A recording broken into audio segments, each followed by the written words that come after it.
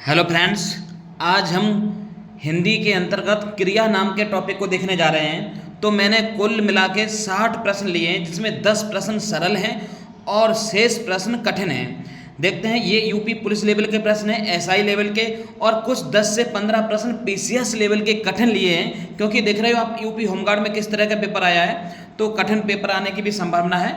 चलिए अब देखते हैं, शुरू करते हैं।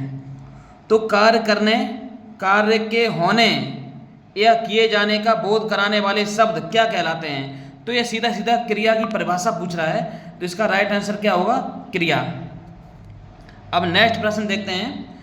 क्रिया के मूल रूप जैसे पढ़, लिख, चल को क्या कहा जाता है? ये देखो यूपी ग्राम विकास अधिकारी पूछा गया है, तो इसे धातु कहा जाता है। क्रिया का मूल रूप क्या कहलाता है? धातु। जब धातु के साथ में ना लग जाता है, जैसे ये शब्द लिखे हैं पढ़, इस पढ़ के पीछे ना लगा दो तो पढ़ना, लिख के पीछे ना लगा दो लिखना, चल के पीछे ना लगा दो चलना।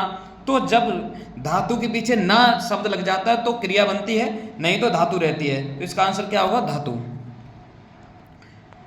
जिस क्रिया में कर्म की आवश्यकता नहीं होती उसे क्या कहा जाता है? कर्म की आवश्यकता नहीं होती तो उसे अकर्मक क्रिया कहा जाता है। क्या कहा जाता है? अकर्मक क्रिया। अब आगे देखते हैं। मोहन किताब पढ़ रहा है, वाक्य में कौन सी क्रिया है? UP constable 2019। देखो, तो मोहन किताब पढ़ रहा है। अब यहाँ ध्यान दे रहे हैं कि ये किताब जो है ये कर्म है और पढ़ना इसमें क्रिया है, रहा है ये सहायक क्रिया है, रहा है ये क्या है? सहायक क्रिया है, और किताब क्या है? कर्म है, इसलिए ये कैसी क्रिया हो जाएगी? सकर्मक क्रिया हो जाएगी, ध्यान रखना। अब आगे चलते हैं। नहलाना किस प्रकार की क्रिया का उदाहरण है? तो आपको पता होना चाहिए, एक क्रिया होती है प्रेरार्थक क्रिया। इसमें राइट आंसर क्या होगा? प्रेरार्थक क्रिया। तो प्रेरार्थक क्रिया में क्या होता है? आना जोड़ने से पहला पद जोड़ता है बनता है, और बाना जोड़ने से दूसरा पद बनता है, ध्यान रखना। तो इसमें क्या है? नहलाना, तो इसका मतलब इसमें आना जुड़ा हुआ है, तो आना जोड़ने से प्रेरणार्थक क्रिया का पहला पद बनता है, और जबकि बाना जोड़ने से दूसरा पद बनता है, ध्यान रखना। अब आगे चलते हैं। वह खाना खाकर सो गया, इस वाक्य में खाकर किस प्रकार की क्रिया है? तो ऑप्शन पूर्वकालिक क्रिया, नामबोधक क्रिया, सहायक क्रिया, मुख्य क्रिया। तो आपको पता होना चाहिए, एक खा के सो गया, जब कर्ता एक कार्य को करके दूसरे कार्य को करना शुरू कर देता है, तो ऐसी क्रिया को पूर्वकालिक क्रिया कहा जाता है। आगे देखते हैं। संज्ञा या विशेषण से बनने वाली क्रियाएं जैसे हाथ से हथियाना, इस तरह की क्रियाएं देखो 2018 में आया हुआ है कांस्टेबल में। तो ये क्रियाएं नाम धातु क्रियाएं कहलाती हैं। क्या कहलाती हैं? नाम धातु। जैसे हाथ से हथियाना, लात से लत्याना, बात से बत्याना, गारी से गरियाना, इस तरह के बहुत सारे शब्द होते हैं। कौन सी क्रिया होती है? नाम धातु। ये बनती किससे है? यह प्रश्न बार बार आ जाता है पेपर में, तो संज्ञा और सर्वनाम शब्दों से बनती हैं। आगे चलते हैं। राधा रोती है, इस वाक्य में कौन सी क्रिया है? देखो, तो राधा रोती है, तो इसमें शब्द है रोना। तो आपको बता दें, रोना ये अकर्मक क्रिया होती है। कैसी क्रिया होती है? अकर्मक। अकर्मक क्रियाओं का जो प्रभाव होता है डायरेक्ट कर्ता पे पड़ता है, जाके कर्म नहीं होता। इसलिए जब दो क्रियाएं मिलकर एक नया अर्थ देती हैं, जैसे बैठ जाना, तो उसे क्या कहते हैं? तो ऐसी क्रियाओं को क्या कहते हैं? संयुक्त क्रिया कहते हैं। ध्यान रखना, कौन सी क्रिया? संयुक्त क्रिया। और संयुक्त क्रिया के टोटल कितने भाग होते हैं? टोटल इसमें 11 भेद होते हैं, ध्यान रखना। यह प्रश्न भी पूछा गया है। तो कैसे? अच्छा, इसे थोड़ा समझ लेते हैं। इसमें क्या लिखा हुआ है? बैठ जाना, तो बैठना भी क्रिया है और एक जाना भी क्रिया है। तो इसमें दो क्रियाएं, और दो क्रियाएं जब संयुक्त हो जाती हैं तो उसे संयुक्त क्रिया कहा जाता है। अब देखते हैं आगे। पढ़ना क्रिया का द्वितीय प्रेरणार्थक रूप क्या होगा? इसमें क्रिया लिखी हुई है पढ़ना, तो पढ़ना का द्वितीय प्रेरणार्थक पूछा। मैंने बताया था आना जोड़ने से पहला बनता है और बाना जोड़ने से दूसरा बनता है। तो इसमें क्या है? पढ़ना। और कौन सा पूछा गया? द्वितीय। तो इसमें क्या जोड़ने पड़ेगा? बाना। तो पढ़ने में बाना जोड़ोगे, क्या हो जाएगा? पढ़वाना। क्या हो जाएगा? पढ़वाना। Option number C. अब आगे देखते हैं। जो कठिन लेवल के प्रश्न है वो अब शुरू करते हैं। 10 सामान्य से सरल प्रश्न तो पूछ लिए मैंने। अब देखते हैं आगे। सकर्मक क्रिया के संबंध में कौन सा कथन गलत है? तो इसमें क्रिया का फल कर्म पर पड़ता है। बिल्कुल, कौन सी क्रिया? सकर्मक क्रिया है, तो ये बात सही है। पढ़ना एक सकर्मक क्रिया है, बिल्कुल सही बात है, क्योंकि पढ़ना तो पढ़ने में किताब पढ़ना, कापी पढ़ना, इस तरह से बहुत सारी हो जाएंगे, सकर्मक है। हंसना सकर्मक क्रिया नहीं, हंसना अकर्मक क्रिया होती है। सकर्मक क्रिया के दो भेद होते हैं, सही बात है, इसमें आंसर सी जो होगा वो गलत होगा। आगे चलते हैं, ये थोड़े इनका लेवल थोड़ा कठिन है, तो थोड़ा वीडियो यदि फास्ट लग रही हो तो आप रोक रोक के देख सकते हैं। चिड़िया आकाश में उड़ रही है, इस वाक्य में उड़ रही किस प्रकार की क्रिया है? तो उड़ना आपको बता दें ये अकर्मक क्रिया होती है। किस तरह क्रिया होती है? अकर्मक, ध्यान रखना। अब आगे चलते हैं। राम ने खाना खाया, इस वाक्य में काल कैसा है? देखो काल पे एक स्पेशल वीडियो आएगी, तो इसमें एक दो प्रश्न काल के हैं, क्योंकि काल जो है वो क्रिया के ही अंतर्गत आता है, इसलिए एक दो प्रश्न दे दिए ना। काल एक अलग से टॉपिक है, उससे प्रश्न अलग से पूछे जाएंगे, अलग वीडियो बनाई जाएगी। तो इसमें क्या है, राम ने खाना खाया, ये सामान्य भूतकाल है, इस पर वीडियो बनाएंगे तब समझाएंगे। आगे चलते हैं। द्विकर्मक क्रिया के बारे में क्या असत्य है? इसमें दो कर्म होते हैं, बिल्कुल सही। मुख्य कर्म प्रायः निर्जीव होता है, बिल्कुल बात सही है। गौड़ कर्म सजीव होता है, ये भी बात सही है। क्रिया का फल केवल कर्म पर पड़ता है। द्विकर्मक क्रिया होती है, क्रिया का फल केवल एक ही कर्म पर पड़ता है, ये बात गलत है। क्रिया अब दो कर्म है तो क्रिया का फल दोनों कर्मों पे पड़ेगा, एक पे नहीं पड़ेगा। आगे चलते हैं। आगे लिखा हुआ है प्रेरार्थक क्रिया के संबंध में गलत विकल्प चुनें। तो कर्ता स्वयं न करके अन्य से अन्य को प्रेरित करता है, बिल्कुल। प्रेरार्थक क्रिया में कर्ता किसी काम को स्वयं न करके दूसरे आदमी को प्रेरित करता है कि ये काम कर लो, इस तरह से होता है। तो इसमें क्या लिखा हुआ है? कर्ता स्वयं न करके किसी अन्य को प्रेरित करता है, सही बात है। इसके दो रूप होते हैं, प्रथम और द्वितीय, बिल्कुल अभी बताया था मैंने। आना जोड़ के पहला पद और बाना जोड़ के दूसरा पद।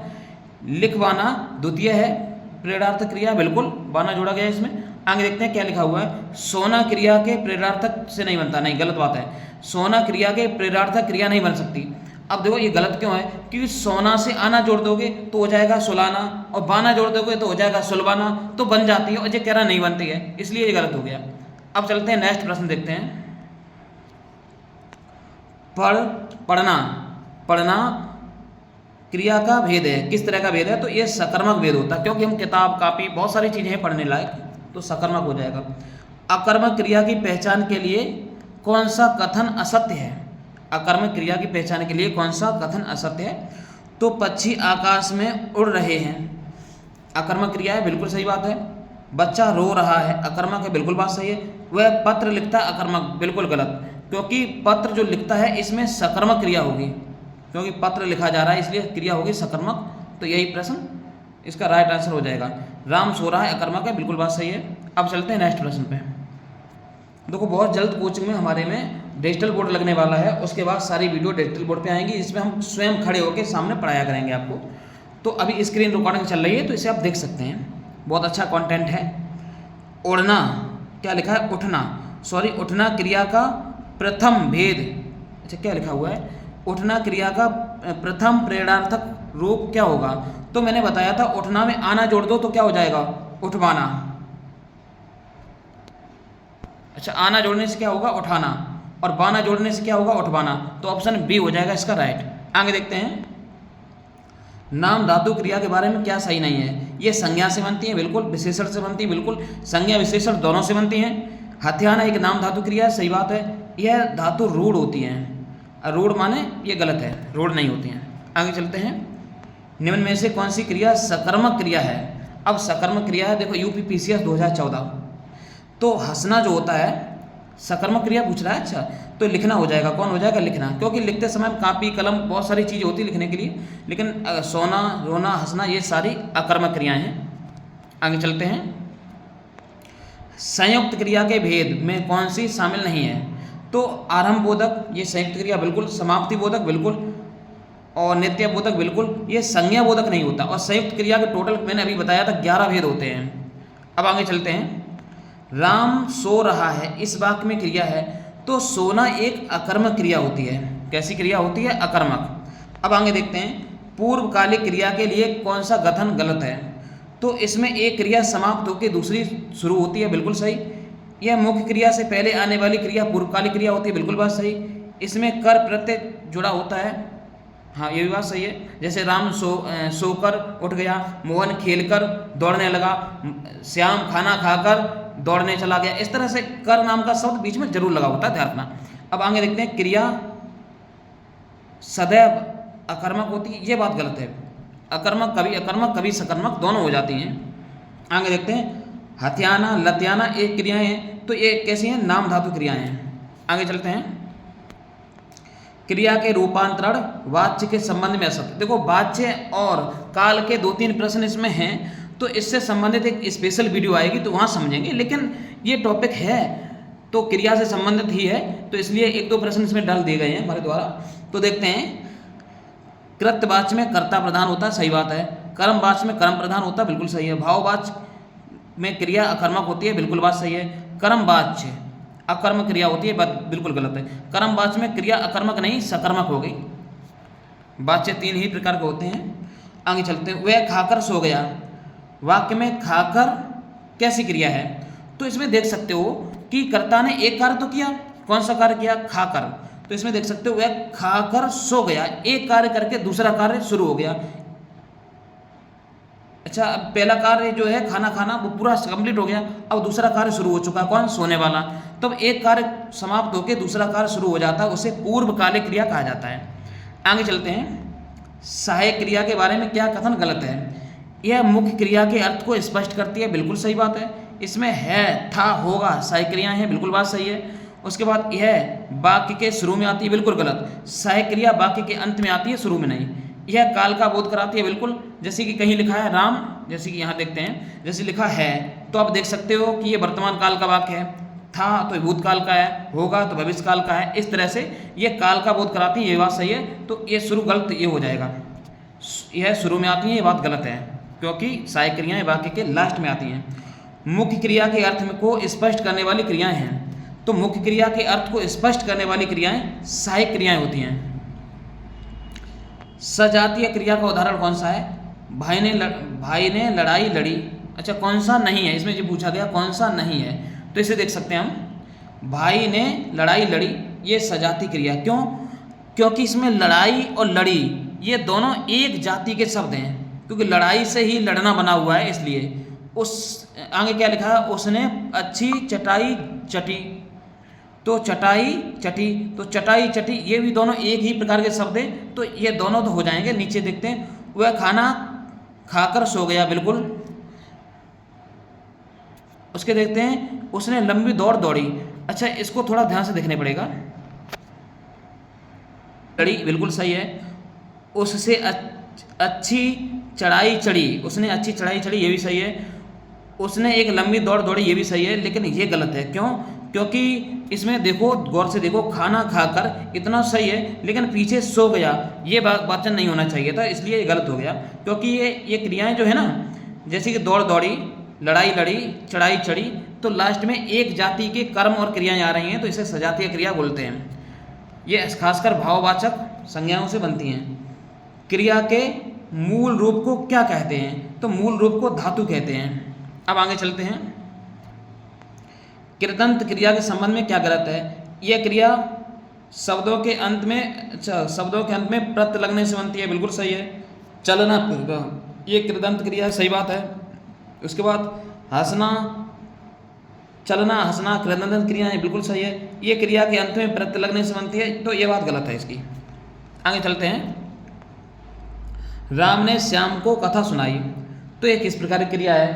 तो आप इसमें ध्यान से देखो, श्याम और कथा, गौर से देखते हैं, श्याम और कथा ये दो शब्द जो हैं ये कर्म हैं। अगर ये कर्म है तो दो कर्म है इसमें, तो दो कर्म है, इसलिए इसे द्विकर्म क्रिया कहा जाएगा। आगे चलते हैं, क्रिया के काल से संबंध असत्य है। क्रिया के काल के संबंध में असत्य कथन कौन सा है? काल के संबंध में। तो काल 6 होते हैं, बिल्कुल। भूतकाल 6 भाग होते हैं इसमें, वर्तमान काल के 5 भाग होते हैं, बिल्कुल सही है। उसके बाद देखते हैं, भविष्य काल के 10 नहीं, भविष्य काल के 3 भाग होते हैं, 10 नहीं होते हैं। नीचे वाला सही है ये, ठीक है। आगे चलते हैं, ओढ़ना क्रिया का द्विव, अच्छा द्विव प्रेरणार्थक क्या रूप होगा? तो हमने बताया था आना जोड़ने से पहला पद और बाना जोड़ने से दूसरा पद, तो इसमें द्वितीय पद पूछा गया है, तो बाना जुड़ेगा। जैसे कि उड़ना का क्या हो जाएगा? उड़ बाना। क्या हो जाएगा? उड़ बाना। आगे चलते हैं। यौगिक क्रिया के बारे में क्या कथन गलत है? तो यह दो या दो से अधिक धातुओं के योग से बनती है, बिल्कुल। चलना फिरना यौगिक क्रिया है, बिल्कुल। यह केवल एक धातु से बनती है, बिल्कुल गलत। यह एक धातु से नहीं, यह कितनी दो धातुओं से बनती है। खा लेना भी यौगिक क्रिया है, बात सही है। इसमें ऑप्शन सी गलत हो जाएगा। आगे चलते हैं। संयुक्त क्रिया के कितने भेद होते हैं? तो अभी बता के आए मैं, आए 8 भाग, सॉरी कितने भाग बताए? 11 भाग होते हैं इसके। अब आगे चलते हैं। विधि क्रिया के लिए गलत है, ये आज्ञा का बोध कराती हैं। तुम घर जाओ, ये विधि क्रिया है। इसमें प्रार्थना या उपदेश होता है, इसमें भूतकाल का वर्णन होता है। तो इसका राइट आंसर क्या हो जाएगा? जो गलत विकल्प है ये, क्योंकि विधि क्रिया जो होती है वो आज्ञावाचक और ये तीनों हो जाएंगे इसमें। आगे चलते हैं। माँ ने बच्चे को दूध पिलाया, माँ ने बच्चे को दूध पिलाया, तो वाक्य में क्रिया किस प्रकार की है? तो इसे देख सकते हैं हम, माँ ने बच्चे को दूध पिलाया, तो इसमें सकर्मक क्रिया होगी। किस प्रकार की क्रिया होगी? सकर्मक। और सकर्मक में इसमें बच्चा और दूध दो कर्म है, ये द्विकर्मक में भी चली जाएगी। अब आगे देखते हैं। क्रिया के लिंग निर्धारण में क्या असत्य है?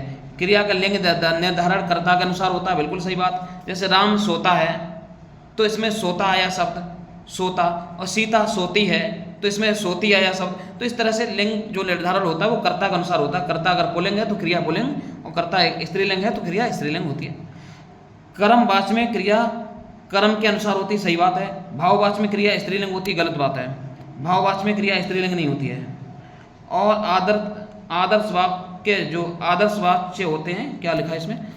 आदरार्थक शब्दों में क्रिया बहुवचन होती है, ये भी बात सही है। तो इसका राइट आंसर जो गलत है विकल्प वो हो जाएगा ऑप्शन सी। आगे चलते हैं। वह घर पहुंच गया, इस वाक्य में क्रिया का प्रकार है, तो घर पहुंच गया, इसे ध्यान रखते हैं। तो इसमें क्या है? इसमें पहुंचना और गया यानी कि दो शब्द लिखे हुए हैं, तो ये संयुक्त क्रिया हो जाएगी। कैसी हो जाएगी? संयुक्त क्रिया। अब आगे देखते हैं। अपूर्ण क्रिया के बारे में क्या गलत है? तो यह अर्थ स्पष्ट करने के लिए पूरक शब्द मांगती है, बिल्कुल सही बात है। अपूर्ण क्रिया है तो पूरक शब्द मांगेगी। राम चतुर में अपूर्ण क्रिया है, बिल्कुल सही है। अपूर्ण क्रिया अर्थ प्रकट करती है, बिल्कुल गलत। अपूर्ण क्रिया अर्थ प्रकट नहीं करती है। आगे चलते हैं। मैं चल नहीं सकता, वाक्य में कौन सा वाच्य है? तो इसमें भाववाच्य हो जाएगा। कौन सा हो जाएगा? भाववाच्य। वाच्य पे एक प्रश्न क्या नाम एक वीडियो आएगी, उसे देख लेना आप। क्रिया की अवस्था के बारे में क्या असत्य है? क्रिया की 3 अवस्थाएं होती हैं, सही है। आज्ञार्थक, निश्चयार्थक, ये भेद हैं इसके, ठीक है। क्रिया की अवस्था संज्ञा पर निर्भर करती है, बिल्कुल सही बात है। संध्यार्थक भी एक अवस्था है, ये गलत बात है। लिखा हुआ है कृतवाच्य, ये अकर्मक सकर्मक दोनों क्रियाओं से बनता है, सही बात है। कर्मवाच्य केवल सकर्मक क्रियाओं से बनता है, सही बात है। भाववाच्य केवल अकर्मक क्रियाओं से बनता है, बिल्कुल बात सही है। भाववाच्य केवल सकर्मक, बिल्कुल ये गलत है, ऑप्शन डी गलत हो जाएगा इसका। वाच्य की वीडियो आएगी, उस समय इस चीज़ों को समझाएंगे हम। शायद वह आता हो, इस वाक्य में वर्तमान काल का भेद कौन सा है? तो इसमें शायद वह आता हो, इसे तात्कालिक नहीं, इसे संभाव्य वर्तमान बोलते हैं। कौन सा बोलते हैं? संभाव्य। आगे देखते हैं।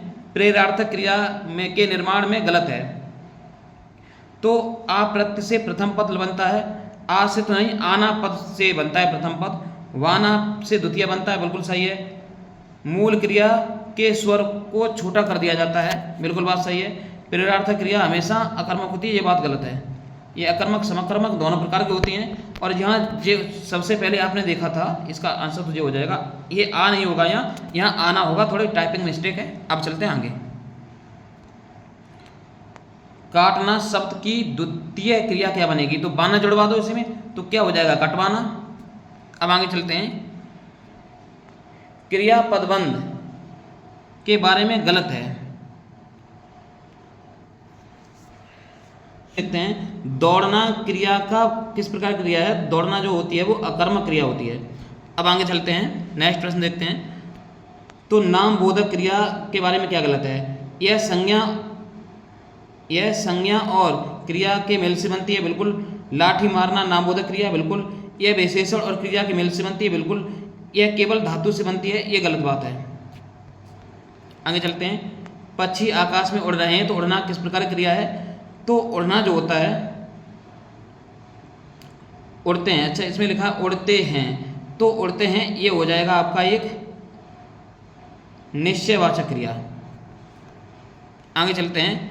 चलना फिरना किस प्रकार की क्रिया है? तो चलना फिरना ये संयुक्त क्रिया है। आगे चलते हैं। तुम बैठो मैं अभी आता, इसमें काल कौन सा है? इसे हटाते हैं, काल के प्रश्न तो थोड़ा आ गए हैं गलती से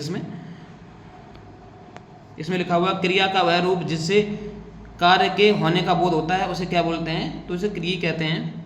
आगे चलते हैं। सजातीय क्रिया के संबंध में कौन सा विकल्प गलत है? वह बहुत अच्छी चाल चला, बिल्कुल सही बात है। भाई ने लड़ाई लड़ी, बिल्कुल सही बात है। चढ़ाई चढ़ी, बिल्कुल। वह हार गया, ये नहीं है। तो ये ऊपर वाली तीनों जो हैं ये इसमें सजातीय क्रियाएं हैं। अब आगे चलते हैं। प्रेरणार्थक क्रिया सदैव होती है, ये कैसी होती है? तो प्रेरणार्थक क्रिया सकर्मक अकर्मक दोनों प्रकार की होती हैं। अब आगे चलते हैं। अकर्मक क्रिया के बारे में क्या असत्य है? यह कर्म रहित होती है, बिल्कुल बात सही है। अकर्मक में कर्म नहीं होता है, इसका फल कर्ता पड़ता, बिल्कुल बात सही है। हंसना अकर्मक क्रिया है, सही बात है। लिखना अकर्मक नहीं, लिखना एक सकर्मक क्रिया हो जाएगी। आगे चलते हैं। पंडित जी ने हवन कराकर कथा कही, तो ये पूर्वकालिक क्रिया हो जाएगी, क्योंकि एक कार्य को समाप्त करके दूसरा कार्य शुरू हो गया है। चलते हैं, मिलते हैं नेक्स्ट वीडियो में, तब तक के लिए धन्यवाद। अच्छा, एक प्रश्न पूछते हैं आप लोगों से, ये बताइए, पक्षियों की आवाज़, पशुओं की आवाज़, मनुष्यों की आवाज़, जितनी ये क्रियाएं होती हैं, कौन सी क्रिया होती है? जो गलती से मैंने इसमें एक प्रश्न डाल नहीं पाया, तो मैंने यहाँ बता दिया है। आप नेट से सर्च करिए, और नहीं तो हमने ऑफलाइन क्लास में पढ़ाया है, तो आप कमेंट बॉक्स में बताइए, तो मैं ये जान लूँगा कि आपने पूरी वीडियो देखी है। धन्यवाद।